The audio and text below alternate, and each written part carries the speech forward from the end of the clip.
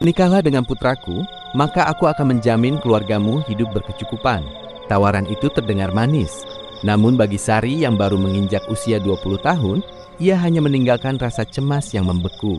Ia tak tahu bahwa di balik janji manis itu tersembunyi sebuah jebakan mengerikan. Di desa Suwung yang sunyi dan suram, rumah Nyai Lastri menyimpan rahasia kelam.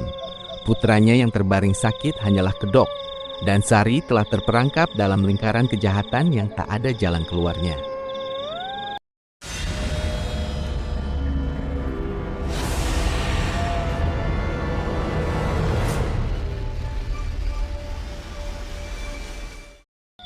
Di bawah langit senja yang berwarna kelabu kemerahan, angin desa berhembus pelan, namun terasa menusuk hingga ke tulang. Sari berjalan dengan langkah gontai di samping Nyai Lastri, wanita parubaya yang wajahnya selalu tampak dingin, namun berbicara dengan nada lembut yang entah mengapa membuat bulu kuduk meremang. Belum genap usia Sari 20 tahun, namun nasibnya telah ditentukan sepenuhnya oleh keadaan.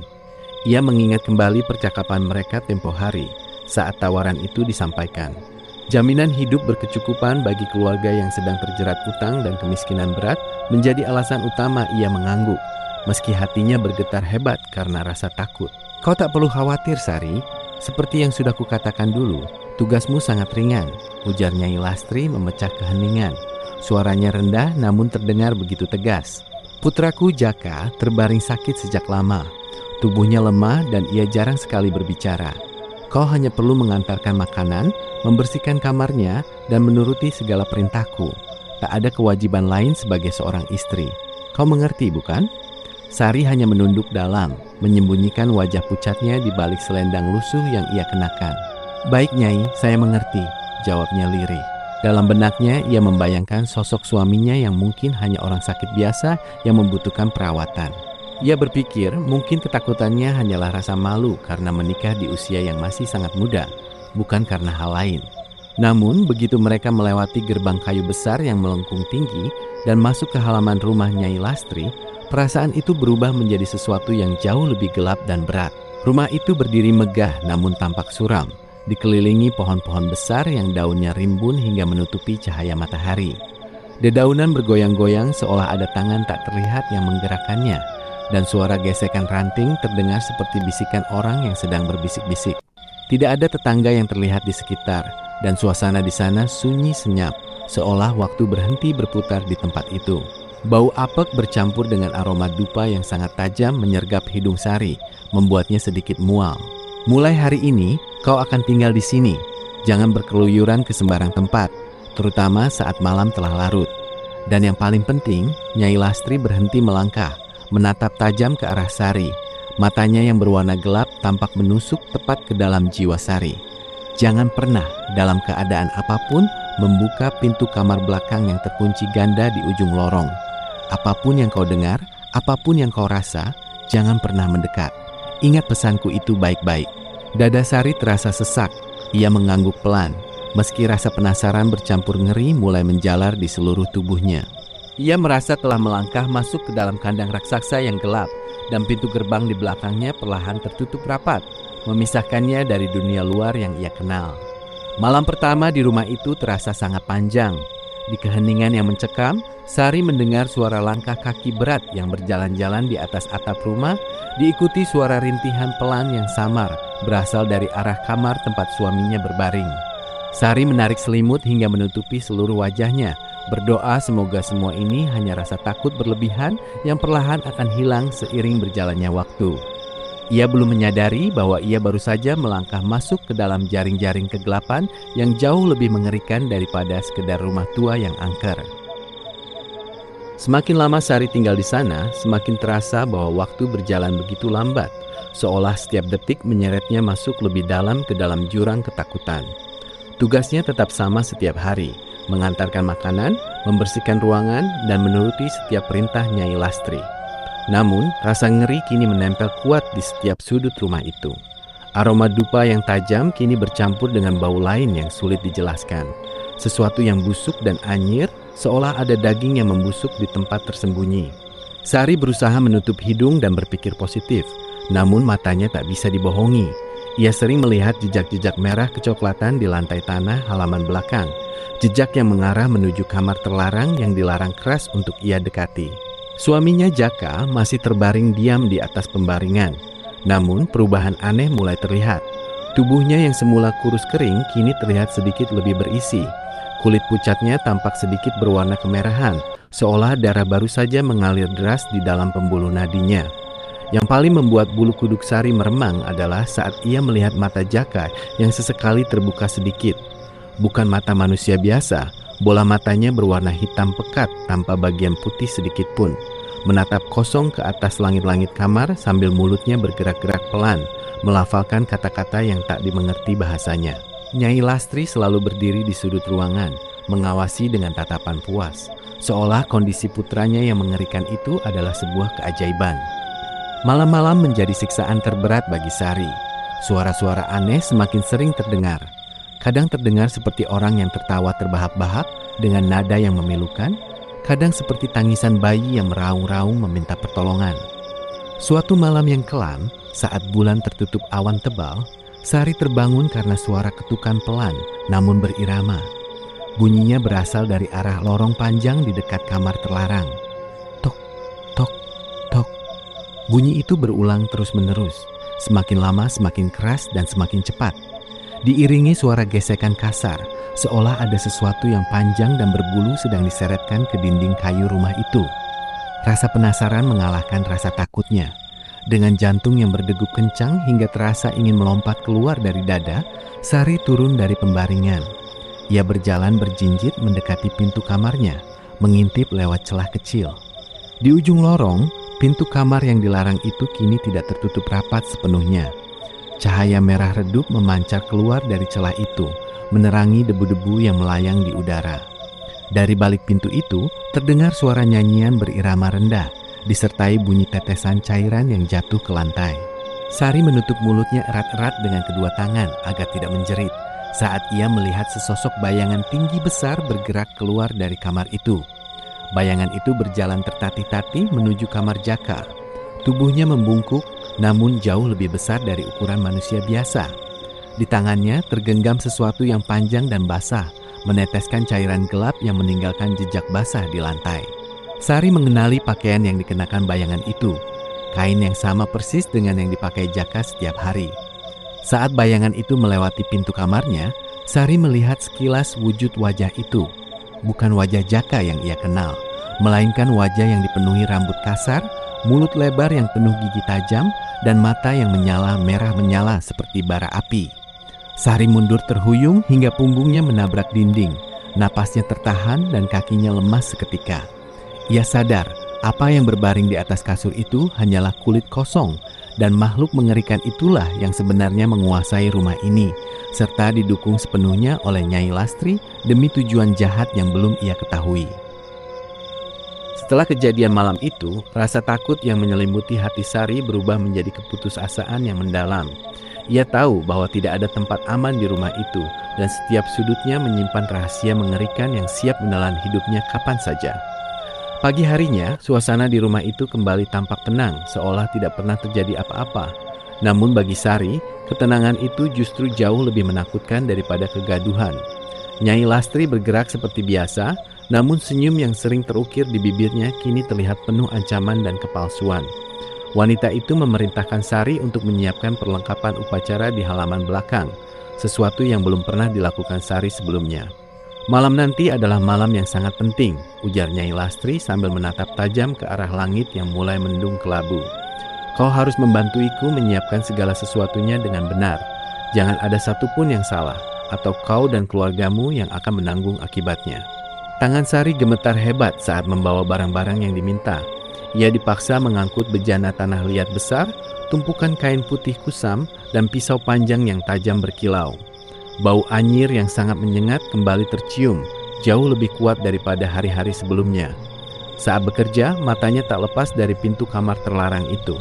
Pintu itu kini tertutup rapat kembali, namun Sari bisa mendengar suara gesekan halus dari dalam, seolah ada banyak makhluk yang bergerak di balik dinding kayu tebal itu. Ia teringat kembali wujud mengerikan yang dilihatnya semalam, dan pertanyaan besar terus menghantui benaknya. Apa sebenarnya makhluk itu, dan mengapa Nyai Lastri memperlakukannya seperti anak sendiri? Menjelang malam, suasana berubah menjadi sangat mencekam. Angin bertiup kencang menggoyangkan pepohonan hingga terdengar suara gemuruh seperti raungan makhluk besar. Awan hitam menutupi seluruh langit, sehingga tak ada sedikit pun cahaya bulan atau bintang yang bisa menembus kegelapan. Di tengah halaman belakang, Nyai Lastri telah menyalakan api unggun besar yang apinya berwarna merah darah, bukan warna api biasa. Di sekeliling api itu, terlukis garis-garis dan simbol-simbol aneh di tanah menggunakan cairan berwarna gelap yang berbau amis. Nyai Lastri berdiri di depan lingkaran itu, mengenakan pakaian serba hitam dengan hiasan bulu-bulu hewan yang mengerikan. Ia memerintahkan Sari untuk berdiri diam di dekatnya, tidak boleh bergerak sedikit pun. Dari kejauhan, Sari melihat pintu kamar terlarang itu perlahan terbuka kembali. Jantungnya hampir copot saat melihat sosok yang keluar dari sana. Itu lagi, makhluk besar berbulu kasar dengan mata menyala merah. Namun malam ini, makhluk itu tidak sendirian. Di belakangnya berjalan beberapa sosok bayangan hitam yang bentuknya tidak utuh, melayang rendah di atas tanah sambil mengeluarkan suara desisan dan rintihan menyayat hati. Makhluk besar itu berjalan mendekati lingkaran api dengan langkah berat. Di tangannya kali ini ia membawa sesuatu yang membuat darah Sari membeku seketika. Sebuah tubuh manusia yang masih bergerak-gerak lemah dan terikat erat. Mulutnya disumpal kain hingga hanya suara erangan tertahan yang terdengar. Sari mengenali pakaian yang dikenakan korban itu. Itu adalah pakaian milik seorang warga desa yang pernah ditemuinya beberapa hari yang lalu. Nyai Lastri tertawa kecil. Suara tawanya bergema mengerikan di tengah malam yang sunyi. Wanita itu mulai melantunkan mantra-mantra dengan suara lantang dan nada yang naik turun mengerikan. Sementara makhluk itu meletakkan korban persembahan di tengah lingkaran simbol. Sari menutup mulutnya erat-erat menahan jeritan. Ia kini paham sepenuhnya. Rumah ini adalah sarang iblis dan Nyai Lastri adalah pemimpin dari kejahatan ini. Putranya yang terbaring sakit hanyalah kedok belaka. Makhluk mengerikan itu adalah wujud asli yang dipelihara dan dipuja oleh wanita jahat itu yang membutuhkan darah dan nyawa manusia untuk tetap hidup dan berkuasa. Dan ia, Sari, hanyalah bagian terakhir dari rencana besar mengerikan itu. Ia bukan sekedar istri atau pelayan, melainkan persembahan utama yang telah dipilih jauh-jauh hari, terperangkap tanpa jalan keluar sedikit pun. Sari merasakan kakinya seakan tertanam kuat ke dalam tanah, tak mampu bergerak sedikit pun meski keinginan untuk lari menjauh membakar seluruh jiwanya. Air mata mengalir deras membasahi pipi, namun ia berani bersuara sedikit pun. Di hadapannya, upacara mengerikan itu berlanjut dengan irama yang semakin cepat dan menggebu. Nyai Lastri mengayunkan pisau panjang ke udara, bayangannya memanjang dan berbelok belit menyerupai ular raksasa di terpaan cahaya api merah itu. Suara lantunan mantra berubah menjadi raungan kasar yang bercampur dengan suara desisan makhluk berbulu itu, menciptakan nada yang begitu mengerikan hingga membuat telinga terasa sakit dan kepala terasa ingin pecah. Makhluk besar itu menundukkan kepalanya ke arah tubuh korban yang terikat erat. Bau amis yang menyengat semakin pekat, bercampur dengan asap api yang berbau belerang dan daging terbakar. Sari melihat dengan mata kepalanya sendiri bagaimana mulut makhluk itu terbuka lebar, memperlihatkan deretan gigi tajam yang berkilau basah. Tanpa belas kasih sedikit pun, makhluk itu menyambar tubuh malang itu. Sementara Nyai Lastri tertawa puas seolah sedang menonton pertunjukan yang paling indah di dunia.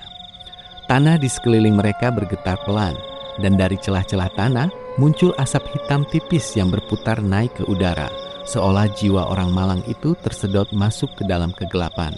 Di tengah kekacauan yang mencekam itu, mata makhluk itu tiba-tiba beralih menatap tepat ke arah Sari.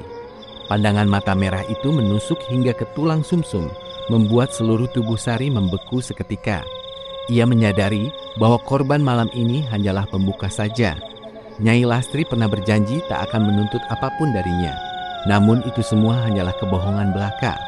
Wanita itu telah merencanakan segalanya sejak awal, menjadikan Sari sebagai umpan yang paling berharga. Jantung Sari berdegup kencang menyadari satu hal yang pasti. Tak lama lagi, giliran dirinya lah yang akan menjadi persembahan terakhir untuk memuaskan dahaga makhluk jahat itu. Tak ada lagi harapan, tak ada lagi jalan keluar. Ia telah masuk terlalu dalam ke dalam neraka hidup yang bernama Desa Suwung.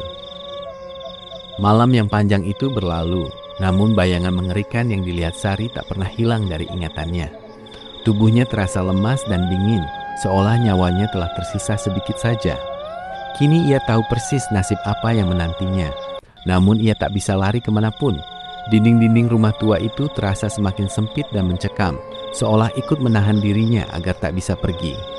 Setiap kali menatap Nyai Lastri, ia tak lagi melihat sosok manusia, melainkan iblis berwajah manusia yang sedang menunggu waktu yang tepat untuk menyelesaikan rencananya. 3 hari berlalu dalam keheningan yang menyesakkan.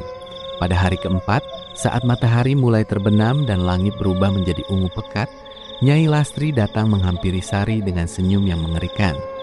Wanita itu membawa kain berwarna merah darah dan kalung dari tulang-tulang kecil yang belum pernah dilihat Sari sebelumnya.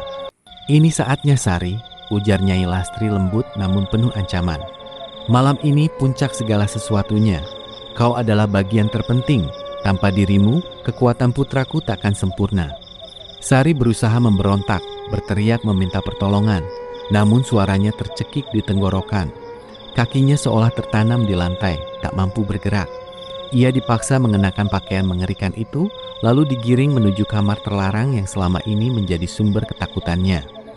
Pintu kayu besar itu terbuka perlahan, mengeluarkan suara derit panjang yang memilukan. Di dalamnya, hawa dingin menusuk hingga ke tulang, dan bau anyir darah begitu pekat hingga membuatnya hampir pingsan. Di tengah ruangan yang gelap dan penuh simbol jahat itu, makhluk berbulu besar itu sudah menunggu.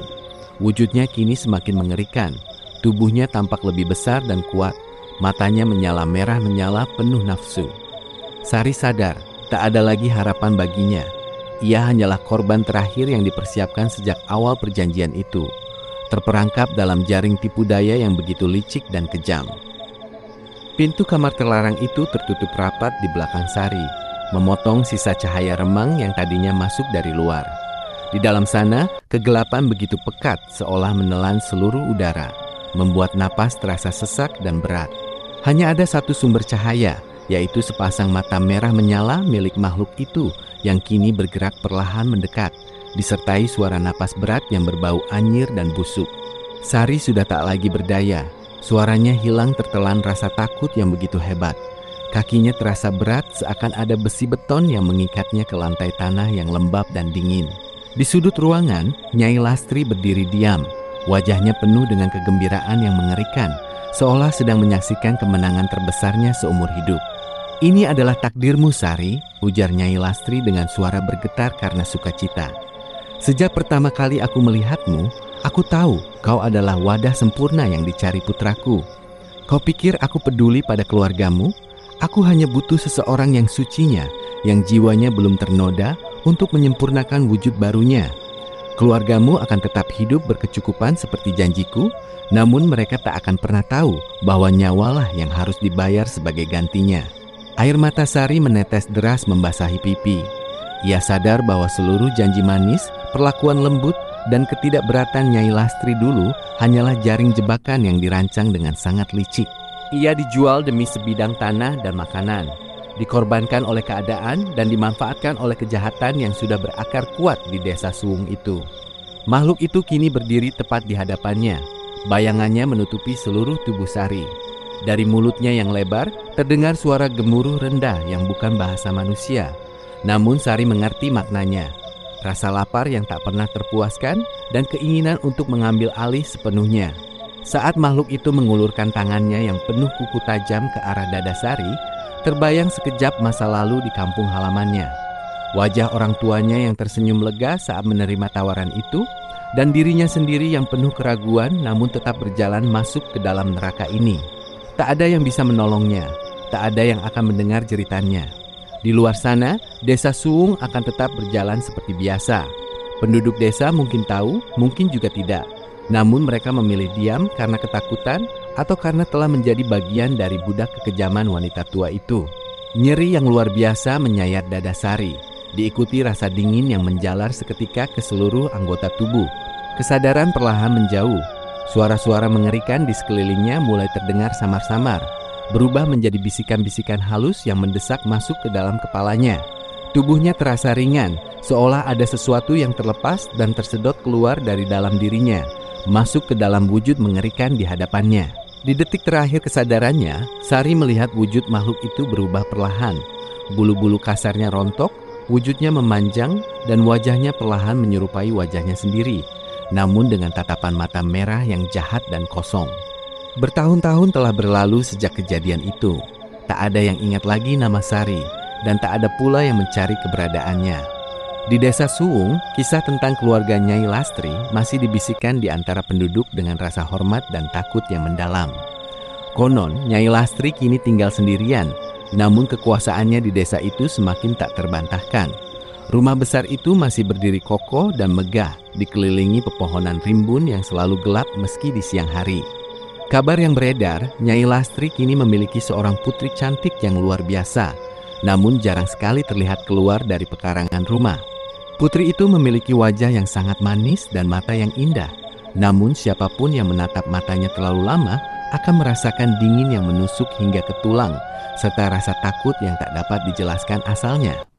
Konon pula, setiap beberapa tahun sekali, selalu ada gadis muda yang datang dari desa lain untuk tinggal di rumah itu, atas undangan Nyai Lastri. Alasan yang dikemukakan selalu sama, dijanjikan kehidupan yang berkecukupan bagi keluarga mereka, dengan syarat yang terdengar ringan namun penuh teka-teki. Desa Suwung tetaplah desa yang sunyi, tempat di mana batas antara dunia manusia dan makhluk kegelapan menjadi samar. Dan di balik jendela kamar yang tertutup rapat di ujung lorong, sesosok bayangan wanita muda selalu berdiri diam mengintip ke arah gerbang kayu besar itu, menunggu kedatangan korban berikutnya. Ia adalah Sari yang dulu, namun bukan lagi Sari yang kita kenal. Ia kini adalah penjaga rahasia abadi, wadah baru bagi kekuatan jahat yang terus hidup, tumbuh, dan menanti mangsa baru untuk melengkapi siklus darah yang tak akan pernah berakhir.